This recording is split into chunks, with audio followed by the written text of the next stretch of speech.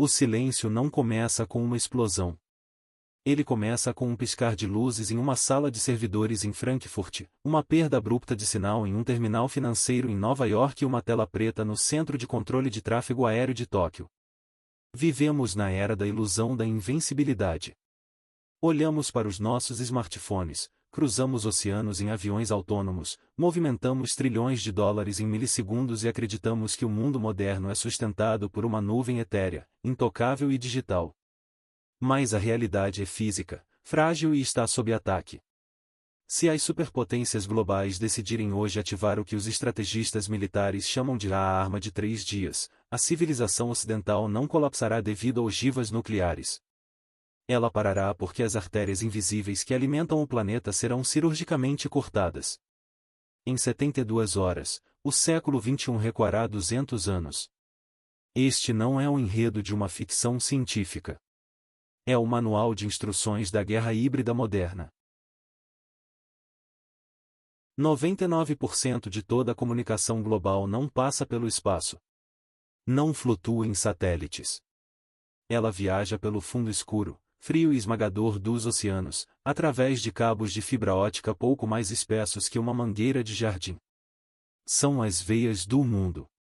Mais de 500 cabos submarinos cruzam o leito marinho, conectando continentes e transportando a totalidade dos dados financeiros, e-mails, inteligência militar e comunicações diárias do planeta. Eles são o sistema nervoso da economia global. E eles têm coordenadas geográficas exatas.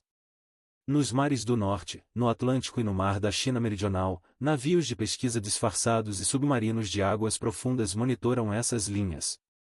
Cortar 3 ou 4 cabos estratégicos nos pontos de estrangulamento corretos, como o Estreito de Luzon ou o Canal da Mancha, cortaria instantaneamente a conexão entre continentes.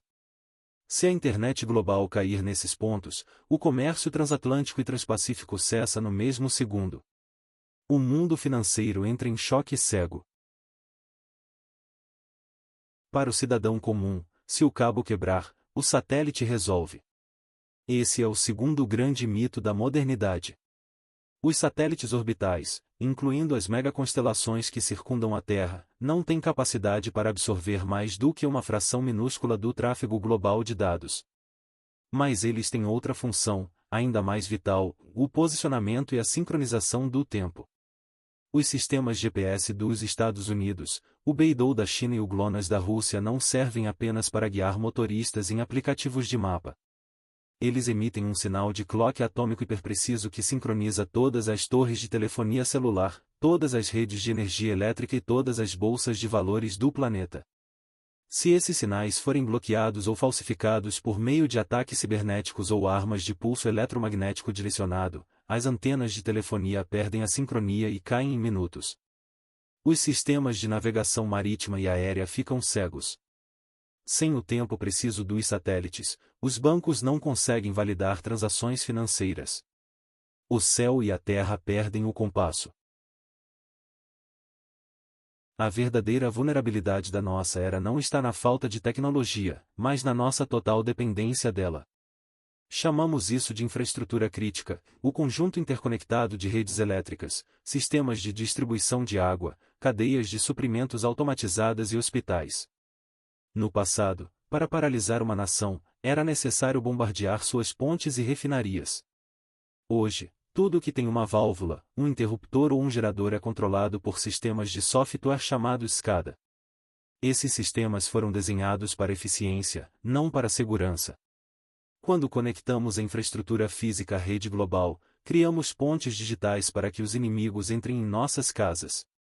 Uma vulnerabilidade de dia zero e uma falha de software desconhecida pelo fabricante pode ser usada para abrir comportas de barragens, desligar sistemas de refrigeração de reatores ou travar o fornecimento de água de metrópoles inteiras.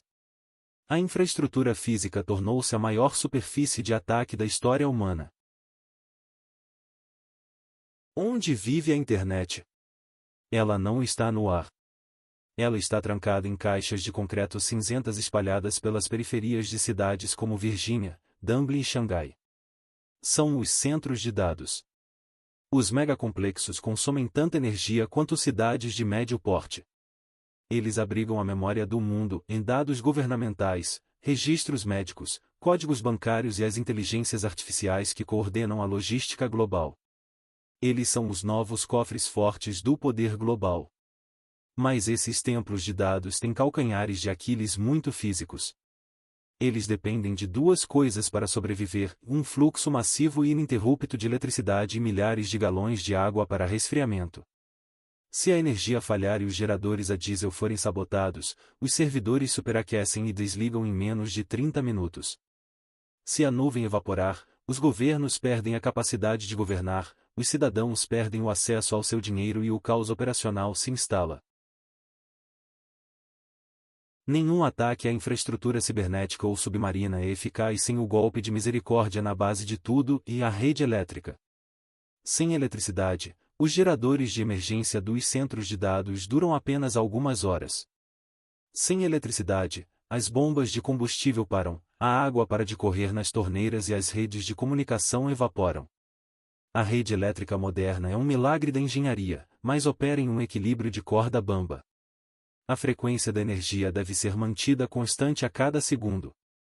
Se um ataque cibernético coordenado desligar simultaneamente uma dezena de subestações principais, o sistema entra em uma reação em cadeia de sobrecarga. O verdadeiro perigo são os transformadores de alta tensão. Eles não são peças que se compram em uma loja de ferragens. São equipamentos gigantescos, construídos sob medida, que levam meses ou anos para serem fabricados e transportados. Destruir os transformadores de um país significa condená-lo à escuridão não por dias, mas por meses. E na escuridão prolongada, a ordem social se desintegra. Bem-vindo à Zona Cinzenta. Este é o espaço geopolítico entre a paz declarada e a guerra aberta. Na guerra híbrida, as armas não disparam balas, elas disparam códigos de computador, manipulam mercados de energia e cortam cabos sob o pretexto de acidentes marítimos. O objetivo da guerra híbrida não é a destruição física do inimigo, mas a paralisia psicológica e institucional. É fazer com que a população perca a fé nas suas instituições, no seu governo e na própria realidade. É vencer a guerra antes que o primeiro soldado pise no campo de batalha. Nesta doutrina, a infraestrutura crítica deixa de ser um alvo civil protegido pelo direito internacional e passa a ser a principal alavanca de barganha geopolítica. Quem controla os nós da rede controla a soberania das nações vizinhas. A dependência tecnológica do Ocidente transformou sua maior força em sua maior fraqueza.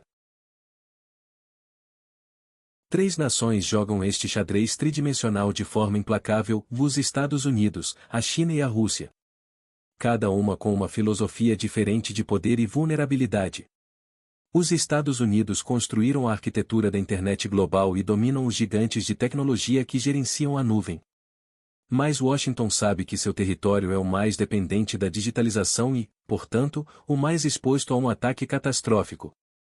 A Rússia aperfeiçoou a arte da sabotagem submarina e da guerra cibernética assimétrica. Sabendo que não pode competir economicamente com o Ocidente, Moscou investiu em unidades navais especializadas, como a Diretoria Principal de Pesquisa de Águas Profundas, (SGUJI), capaz de mapear e cortar cabos no Atlântico Norte a profundidades inacessíveis, além de grupos de hackers estatais que testam as redes elétricas ocidentais diariamente. A China joga o jogo de longo prazo. Pequim está construindo sua própria infraestrutura global através da Rota da Seda Digital. Ao instalar cabos submarinos próprios e exportar tecnologia de telecomunicações e energia para o mundo em desenvolvimento, a China está garantindo que, quando o interruptor global precisar ser acionado, eles segurarão a mão que controla o botão. Como seriam as 72 horas que mudariam o mundo?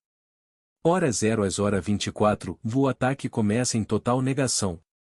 Um navio mercante arrasta uma âncora acidentalmente no Mar do Norte, rompendo os principais cabos que ligam a Europa Ocidental à América do Norte. Minutos depois, ataques de ransomware coordenados atingem os sistemas de controle das três principais redes elétricas dos Estados Unidos. As luzes começam a piscar e apagar em estados inteiros. O sinal de celular cai à medida que as torres perdem a sincronia com os satélites GPS falsificados. Caixas eletrônicos param de funcionar. Cartões de crédito são recusados.